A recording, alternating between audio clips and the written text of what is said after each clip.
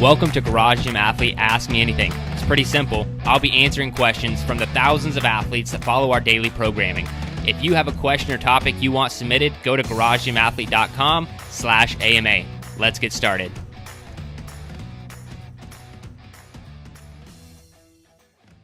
All right, ladies and gentlemen, welcome to the Garage Gym Athlete podcast. Jerred Moon here with Joe Courtney. What's up, Joe? Happy Wednesday. It's a Wednesday. Yeah, it's Wednesday. Not for me. Well, the day it publishes. Shh. Oh, yeah. Shh.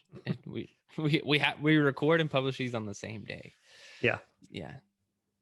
That'd be impressive. But let's get into it. We have a question.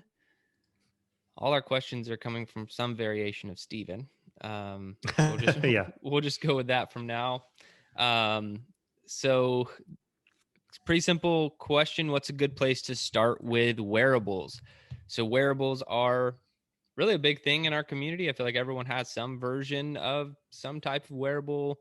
Between me, you, and the team, we've worn basically every single wearable on the planet. So we probably are good people to ask where to start with wearable, what's a good wearable. And also we have absolutely no bias. I will talk about how awesome one is and then immediately change my allegiance and talk about how crappy it is. I've done that before multiple times. So Joe, where do you think people should start with wearables? Well, first, I guess you got to start of what do you want in a wearable? What are you looking to track? What are you looking to gain out of it? And because that's going to be the big factor in a lot of them, because either you want a smartwatch that if you just want something for your heart rate, but you like the smartwatch features, then that's a different thing. If you just want the data and stuff for running, for doing things, that's another direction. And the other one would be if you just want recovery metrics and recovery data, and that's another one. So I think there's a distinct fork in the road when it comes to what you want in a wearable. For starters, a lot of people with obviously like Apple Watches because they're smartwatches, and generally those type of smartwatches because they're so versatile. They're probably going to be the more expensive ones, but a lot of times you can get them like past generations for cheaper, and they, as long as it's not like more than 3 years old, then you're usually pretty fine when it comes to wearables. They always say they're updating this, that, and the other with either GPS or heart rate tracking, but a lot of it's just minor, and you can get it, at least that'll get your foot in the door for a wearables. So before I go off in too much of specifics, what would you say? Yeah, I think you kind of have to make that decision on, am I looking for a smartwatch or am I looking for, something to use during training? Because when I started, I had a very basic, like a long time ago, like polar heart rate monitor. So it came with like a chest strap and then you wore the watch, but it didn't do much else other than track your heart rate during the workout. And with the type of training I was doing at the time, it wasn't actually very, very helpful. I was like only lifting, but wearing a heart rate monitor for no reason at all wasn't super beneficial. But if you want just to track heart rate, or something during your workout, meaning like you actually will only put this on during training. You might even wear a different watch during the day or something like that. Or if you want a smartwatch that does all this other crap, I would make that decision and distinction. So yeah, I kind of agree with you there. You have to decide what you're looking for. I personally not a fan of the smartwatch. I guess I technically have a smartwatch, but I don't like my watch being smarter than I am, and that can happen with some of them. Yeah. So I would say, I guess, because I never used a smartwatch for what it was. Like sometimes I would flip through things on my iWatch, but if I wanted to do something, I'm just going to pick up my phone and do it. I don't want to mess with that. I never really talked. Like there were times where I can respond to a text by talking to it, but they would always get it wrong. So I didn't really care for anything like that. But I will say, if it's your first trackable watch, you just want to get into the heart rate game and want something that's easier to use and just like on the go, or just to jump right into it, I would say a smartwatch like Apple or something similar in that caliber, because they're going to be more user friendly. All you're doing is just getting your feet wet into the heart rate tracking, and you could use it for other stuff if you find. But after that, I will still say Garmin is the best overall for fitness. The reason why I don't recommend it first is because, I mean, there's a big learning curve, or a little bit of a learning curve with Garmin. There's just so much that it can do. it's great that it can customize, but there's still a lot that you have to get used to with Garmin's. And also, depending on what kind of fitness you're doing, you might pretty much need a chest strap if you want accurate heart rate. Unless you're just running or like biking, then it's kind of annoying that, hey, I just got this expensive watch. Oh, you need a heart rate monitor still. Like it's kind of annoying in that regard.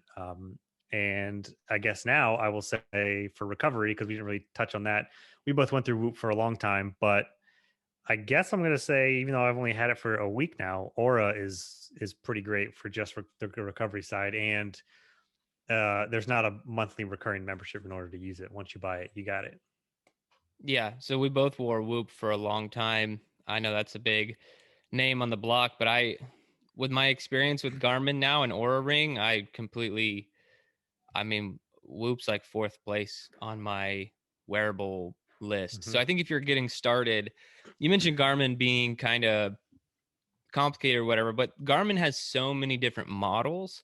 That too, Garmin yeah. might be a good place to start because I haven't experienced. You and I both have like their more top end, like ones that can do like everything except for cook you breakfast. You know, like it does a lot of stuff.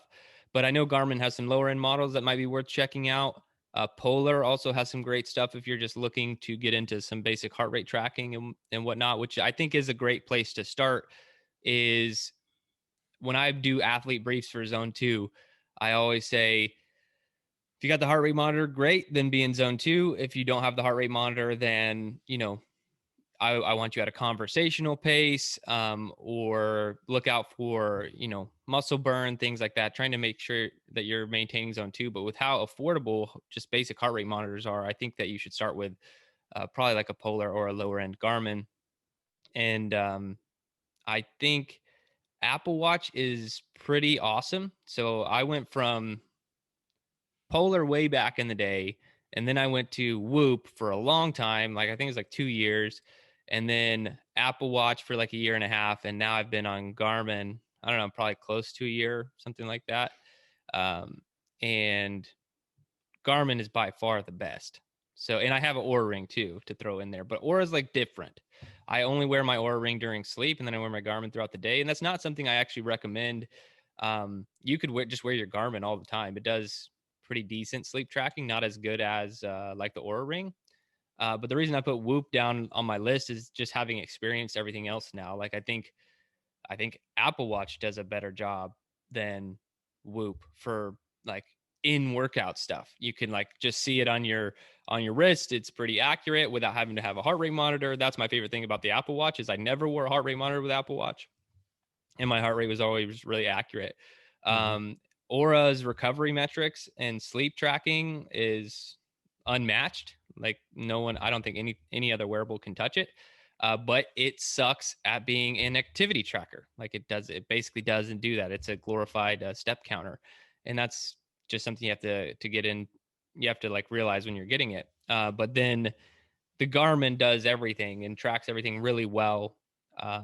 There is a huge learning curve. So many like, I mean, it took me like 2 weeks to even find out like a separate sub menu I didn't know about. Like there's a lot of things to go on with Garmin. So if you're going recovery tracking, I'd go Aura Ring. Overall fitness tracking, Garmin.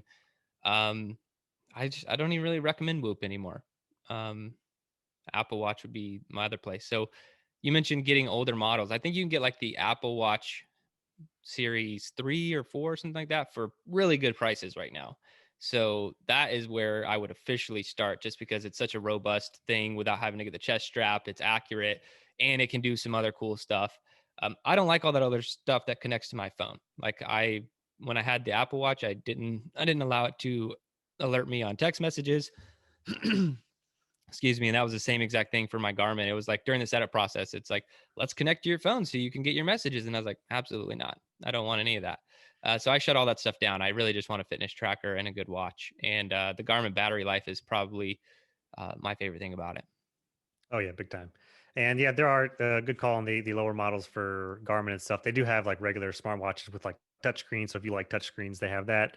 A lot of people go to like the Vivo Active, and it also seems, at least with our community, because more we get into heart rate stuff, the more people are getting into these. And it seems they might start off with like an Apple Watch or something basic, and then there's like a divide. It's almost like there's our athletes, our experienced athletes, are in two groups. You're either in the Garmin or the Polar group, and then that's kind of where the allegiance lies. But either way, you can't really go wrong. It's just a fun, sibling rivalry almost. But we're that seems to be where most people go. And one that we haven't mentioned is Fitbit. And according to we'll just say somebody on the team, I won't name names, Fitbit isn't that great. So Yeah, I've notice how we never. didn't even recommend Fitbit Yeah, in not our on the list. conversation here.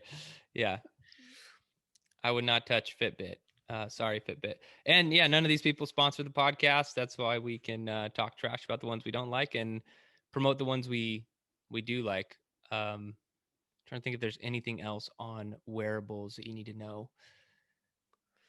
I feel like we just have to do an annual episode with the team every year because they always change so much and updating. And I just got the Aura, and now I'm pairing it with the Garmin.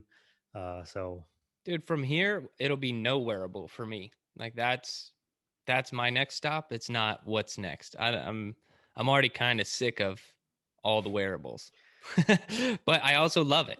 It's like a double-edged sword. I love all the data, but then I really just hate having to charge anything. That's why I do like the Garmin, because it'll last whatever close to a week without yeah, me having to charge it. But I still have to charge it. I like just putting a watch on and never worrying about it. So I made a true. lot of gains in my fitness for like a decade with just a Ironman Timex watch. And that's like probably my all-time favorite fitness watch, but it doesn't track jack. Not Yeah, I technically. just had a G-Shock for a while, and that's about it. Uh, yeah, All it's right. simpler times. Yeah, that's it. Those are wearables. Good places to start. Got to realize what you want. We threw out a lot of names there. You could pick one and do your research. But that's it for this one, guys. Appreciate the question. If you guys do have any other questions, go to garagegymathlete.com/AMA and we'll get your question answered. If you're on the podcast feed, please positive comment, 5-star review really helps us out. And if you're watching on YouTube, please subscribe to the channel so you get notified of new episodes. Give us a thumbs up and leave us a comment, all that good stuff. Either way, thanks for watching or listening.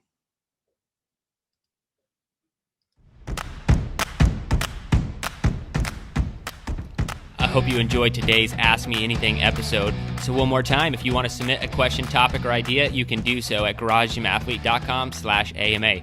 And hey, while you're there, if you haven't already, sign up for Garage Gym Athlete membership. We are the best community and programming on the internet. I dare you to try and prove me wrong.